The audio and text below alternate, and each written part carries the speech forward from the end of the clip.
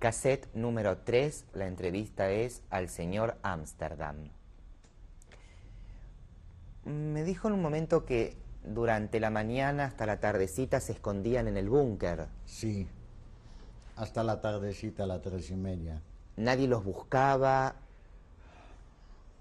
¿Y qué hacían toda la mañana? ¿Hablaban? Hablábamos entre nosotros, escuchábamos si no hay algún ruido extraño ni nadie, porque habíamos hecho una puerta que era pintada de la misma pared que casi no se notaba. Esta habíamos preparado antes. ¿Había baño? ¿Cómo? ¿En este búnker? Sí.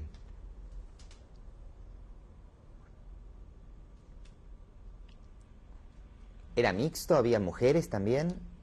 No le digo, había un matrimonio con un chico.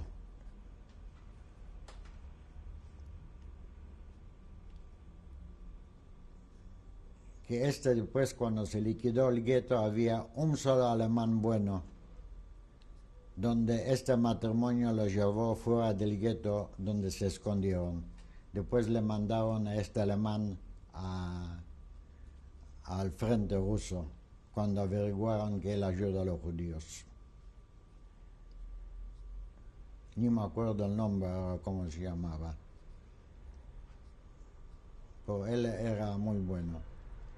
En el momento cuando liquidaron el gueto, me llamaron a mí a una fábrica de fundición. Los primeros 2 días los polacos nos mandaron a uno donde se fundía el hierro, que era 240 grados de calor. Y a nosotros nos mandaron sin máscaras, sin guantes, sin nada de protección. Entonces nos fuimos a quejar, había un jefe de la gueto, y él fue a hablar con el jefe de la Gestapo, y nos sacaron de ahí, y nos dieron otro trabajo, donde descargábamos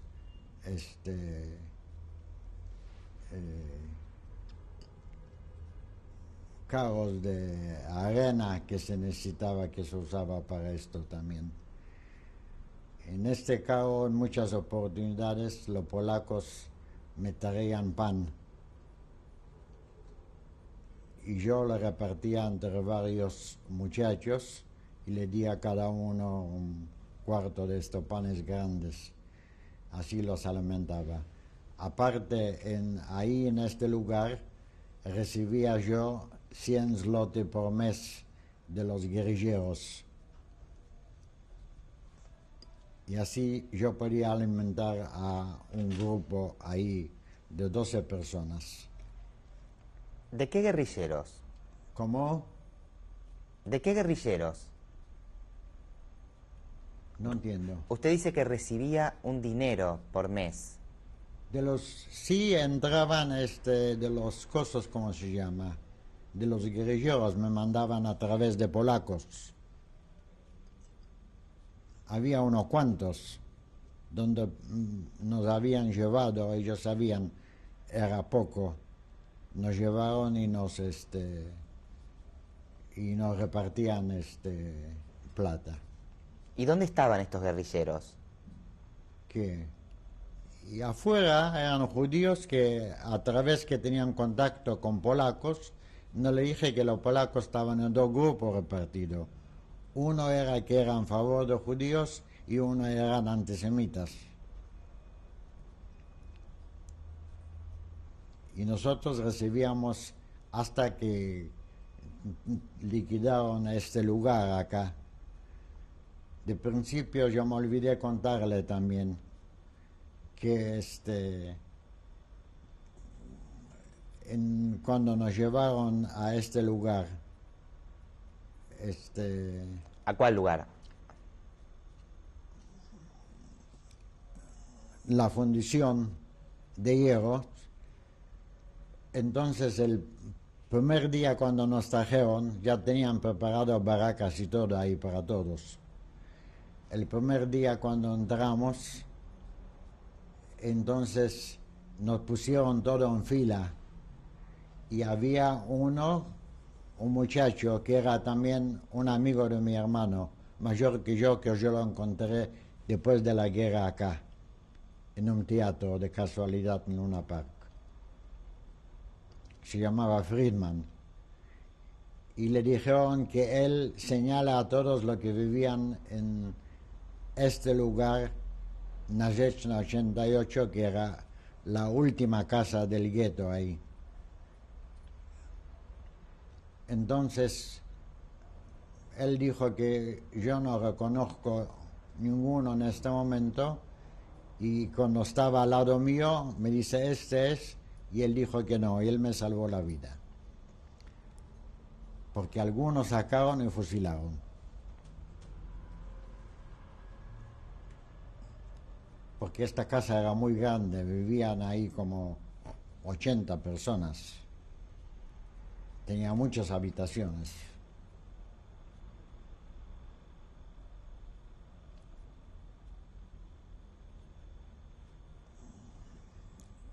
Y así después entramos a trabajar ahí y nos llevaron a... Después me llevaron a mí a trabajar en un transporte donde descargábamos entre 4 un vagón. Cuando terminamos no podíamos ir a las barracas. Un día yo pasaban vagones con papas y yo robé una palangana con papas. Y nos reunimos varios muchachos y comíamos. Pero nos habían observado ucranianos que cuidaban ahí la fábrica. Y ellos a la tarde me llevaron ahí adentro y me empezaron a golpear 3 de ellos. En las manos, en todos lados tenía las manos así hinchadas. Y el día siguiente me dieron para descargar a mí un vagón solo.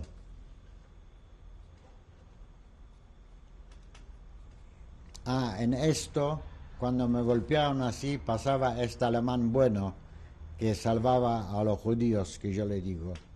Y él entró de casualidad, pasó. Y dice, ¿qué hacen con él acá? Suéltenlo enseguida.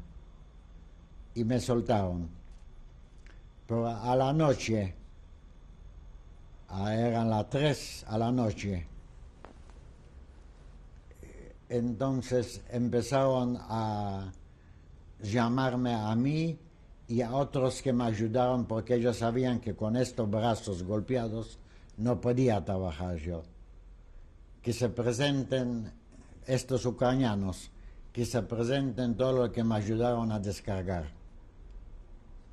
Y avisamos, uno fue a avisar al jefe de estas barracas, era un ex maestro mío, y él despertó al jefe de la Gestapo y él vino rápido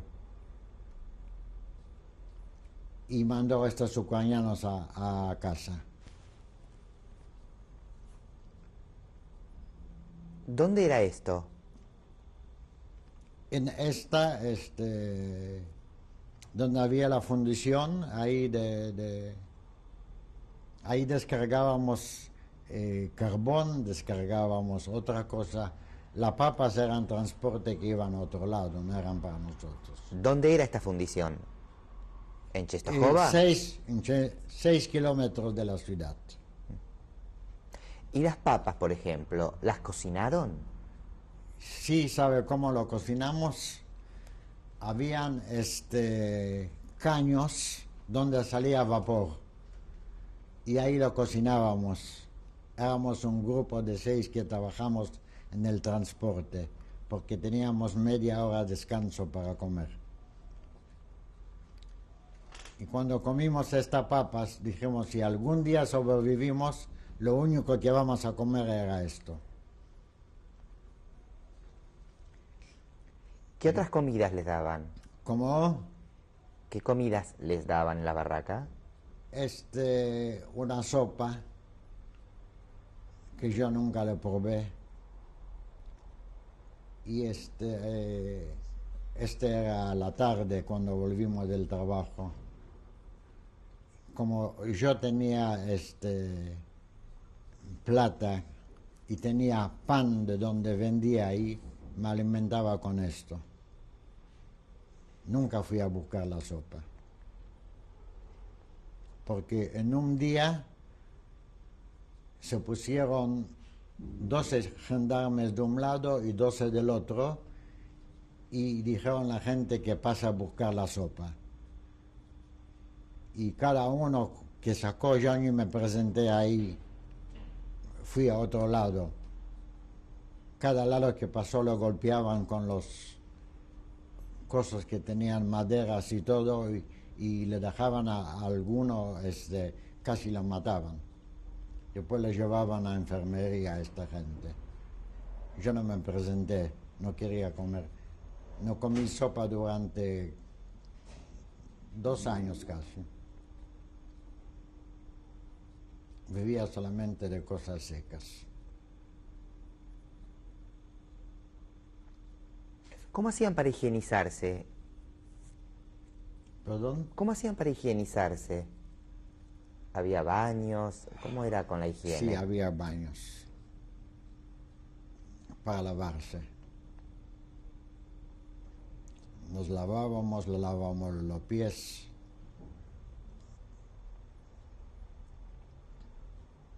En invierno, lógicamente, no había calefacción, pero había que lavarse igual.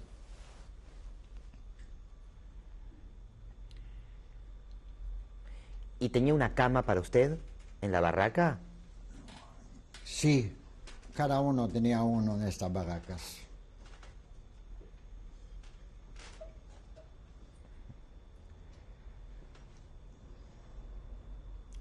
Por suerte, esta noche que nos salvó que llamó, despertó a las 3 de la mañana el jefe de la Gestapo. Y él vino y le mandó a los ucranianos a que se vayan de ahí. Iban a sacar cada décimo, nos pusieron todo afuera, cada décimo para fusilar. Contaban así, el décimo lo que le tocaba. Y suerte que vino este jefe de la Gestapo y los dijo que nunca más se metan adentro de esta, porque estaba rodeado con alambres de púa esto. Por ellos, como lo cuidaban de afuera, entraban adentro.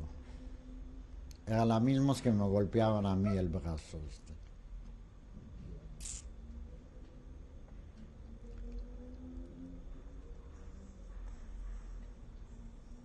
¿Había mujeres también en ese campo, en esas barracas, trabajando? 2 mujeres había. Una era la mujer de este maestro mío y una era de uno que después yo lo encontré en Argentina acá.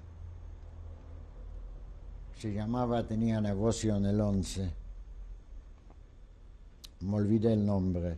Esas eran las únicas 2 mujeres que estaban ahí.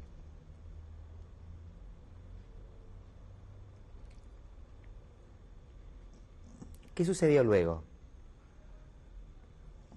Como luego pasó ahí un día a la mañana, era de enero, no me acuerdo, 14 o 15, nos llevaron en camiones, nos llevaron a la estación de trenes, vagón, pero esta no era la estación, era la estación de trenes donde se descargaban productos, no sé qué. Y nosotros nos llevaron todos estos vagones. La cosa es que cuando estábamos en estos vagones vimos que llegaba un tanque ruso con 5 rusos. Todos los alemanes habían escapado en este momento y nosotros no sabíamos si salir o irse de tanto miedo que teníamos. Y quedamos adentro de los vagones. La mitad de estos vagones era justo el último donde estaba yo. alguien desenganchó no sé quién y se quedó en la ciudad en Częstochowa. Que después tenían, según me contaban cuando yo volví después de la guerra, allá me contaban que tenían 2 días que podían entrar, llevar los alemanes, matarlos, todo lo que se querían llevar, lo que tenían, despojarlos de todos, hasta matarlos. Cuando terminaron los 2 días no se podía tocar nada. Fueron los rusos que se... ¿Que dieron ese permiso? ¿Cómo? Sí, que se encargaban después de todo. ¿Y qué pasó con usted? A mí me llevaron a Buchenwald. ¿Cuándo fue eso aproximadamente? Llegamos a Buchenwald, no sé si viajamos 3 o 4 días, alrededor de 20 de enero. ¿De qué año? De 1945. ¿Y esos días en el vagón, se acuerda qué comían?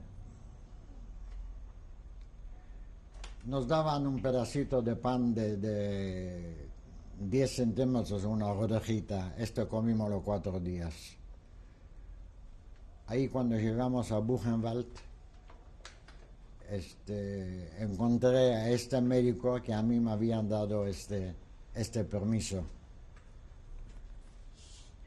Y dígame, señor Amsterdam, cuando estaban en el vagón estos días, Sí. ¿qué pensaba a dónde iba o qué podría No suceder? sabíamos nada, hasta que desembocamos ahí en una estación, después nos llevaron en camiones ahí a Buchenwald. ¿Hablaban de algo entre ustedes en el vagón? Podíamos hablar de todo, pero no sabíamos dónde nos llevan. En este lugar había un comandante que a las 5 de la tarde, con 20 grados bajo cero, contaba 50.000 personas. Y si por alguna razón se equivocaba por uno, empezó a contar de nuevo. Al tercer día vinieron ahí unos ingleses que hablaban alemán también. Los ingleses tenían muy buen pasar ahí. Ellos estaban en la administración y estaban buscando gente para trabajo, que eran mecánicos, soldadores. Y yo, como aprendí un poco de soldadura de ahí, me presenté. ¿Estos ingleses estaban buscando trabajadores Sí, los ingleses estaban en la administración. en la administración de Buchenwald? Sí, ellos tenían unos cosos colorados aquí en los Alapa que significaba que eran políticos, Pero eran prisioneros. prisioneros. Pero ellos tenían muy buen pasar, ellos jugaban fútbol con los alemanes y todo. La cuestión que nos llevaron a un lugar que se llamaba Staatsfurt, ¿En dónde? que ahí a mí y todos los grupos que se presentaron que eran mecánicos que necesitaban ahí. Ahí trabajamos en una mina de sal En Alemania. en Alemania a 1000 metros de abajo. Ahí construíamos famosos aviones V1 y V2 que volaban solo a Inglaterra. Pero nosotros no lo dejaban el último, nosotros hicimos parte. Ahí éramos 700 franceses, 5 italianos, 50 polacos y 10 rusos. Trabajamos todos ahí.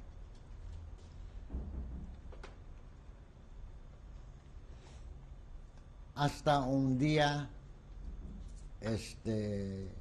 cuando se aproximaban, cuando era el final de la guerra, nos empezaron a llevar a caminar casi durante un mes. Un momentito, me quedé pensando, cuando estaban en esta mina de sal, ¿dónde dormían? ¿Dónde vivía usted? ¿Qué? ¿En barracas? En barracas. ¿También abajo? No, no, no, no, no. Arriba teníamos que subir una escalerita. Los 1000 metros. Todo lo que trabajamos ahí. Éramos mucho. Uno de mis amigos había enfermado de, no sé cómo decirle en castellano,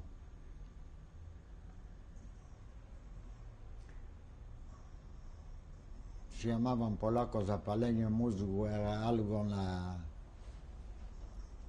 la cabeza, donde se salva uno en 1.000.000 en tiempos normales. Pero había un médico húngaro judío que él tenía contacto con este jefe de las barracas ahí y él le traía remedios. Y este muchacho se salvó. Pero este jefe de la barraca, cuando estaba, ¿dónde? ¿En la mina de sal? Sí, sí, pero salíamos a las barracas, después vivíamos ahí. Cuando llegamos ahí en estas barracas, era en invierno, nos quitaron la otra ropa y nos dieron otra, nos dieron un baño y nos cambiaron la ropa. Y había que pasar bajo una temperatura muy baja, como 500 metros, desnudos para ir a buscar la ropa después del baño. O sea que en Buchenwald, ¿cuánto tiempo estuvo? 2 días. Yo no creí que alguna vez iba a poder salir de ahí. Yo creí que este era el fin. En Buchenwald dormíamos sobre un lugar de 1,5 metros, 17 personas apretadas de noche, sin frazadas, sin nada. Nos calentamos uno con el otro.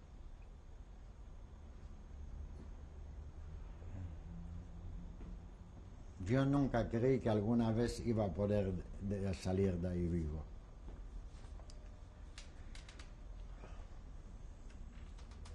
Y después, cuando se aproximaba el final de guerra, nos sacaron de ahí y empezamos a caminar día y noche. Caminamos y caminamos. Alguna vez, me acuerdo, un día llegamos a un campo y nos mandaron podíamos pernoctar ahí porque los alemanes mismos ya no podían más. Y yo me acuerdo que encontramos sacos de granos de trigo y yo me llené los zapatos de los sacos de trigo. Y así caminé con esto y después, cuando salimos de ahí, me alimentaba con el bolsillo, con esto y unas zanahorias que robamos ahí. Me alimentaba con esto. ¿Había gente que iba muriendo en esta caminata? En esta caminata murieron todos los 700 franceses y los italianos, porque comían pasto cocinado y agarraba disentería, murieron todos. Quedamos solamente los 50 polacos y los 10 rusos vivos. De todo. ¿Qué hacían con los cadáveres? ¿Quién? ¿Ustedes quedaban en el camino? Algunos los alemanes los llevaban, los tiraban ahí, lo que no aguantaba. Mayormente no había problema entre los polacos y rusos, nos manteníamos todos bien.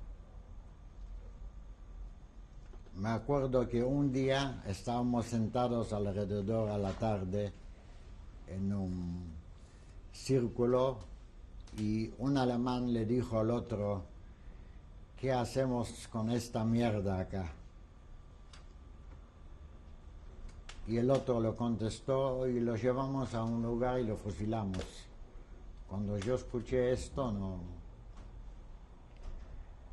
Ahora caminamos en un día 1 de mayo,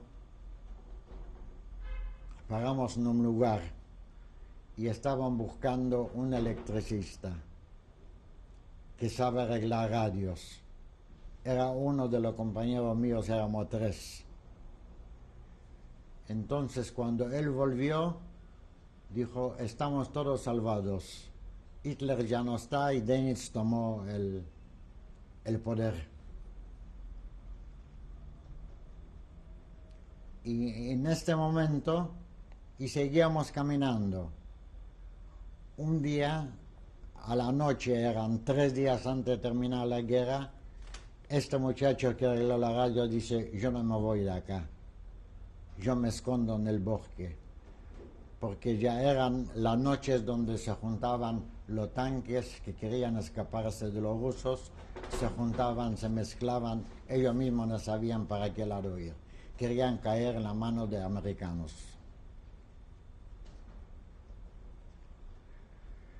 Por un día, el 8 de mayo,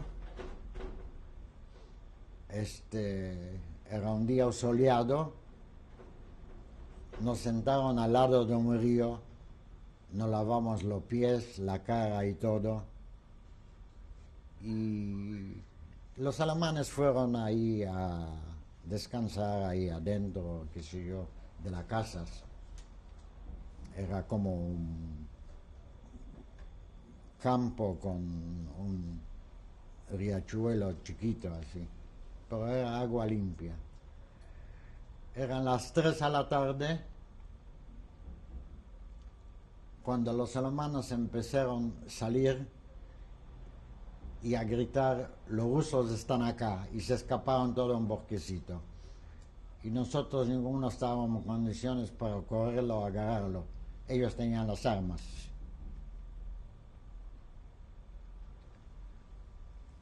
Después de esto, habían dejado camiones con comida, con manteca, con pan, con todo, y íbamos a robar. Y a un muchacho salió un alemán, no me acuerdo si era soldado o qué, le pegó en la pierna un balazo y hasta que vinieron a salvarlo se desangró y murió. Era el único.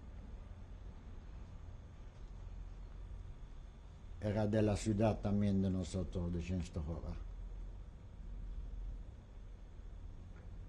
Había muchos muchachos que eran de otros lugares también. Y después, al rato vino la Cruz Roja francesa, nos llevó todo a un lugar como un improvisado hospital. Y ahí dormíamos, esto fue en Annaberg, se llamaba este lugar. Este lugar en donde para usted terminó la guerra. Sí. Y Pero- me acuerdo que un día los rusos organizaron un círculo. Yo estuve en este hospital 3 días después, yo con este muchacho que apenas había que cargarlo bajo del brazo, que después se fue a Israel él. Lo tuve que cargar ahí. Fuimos era como una placita alrededor y había unos 15 o cuantos generales, no sé qué, de alta jerarquía. Alemanes. Estaban alemanes solamente en short y corrían todo alrededor. Y ellos decían que ellos no sabían lo que se hacía ahí en los campos de concentración. Decían que ellos eran de la Wehrmacht, pero igual los rusos los llevaron todo por eso. Vamos a interrumpir un momento acá.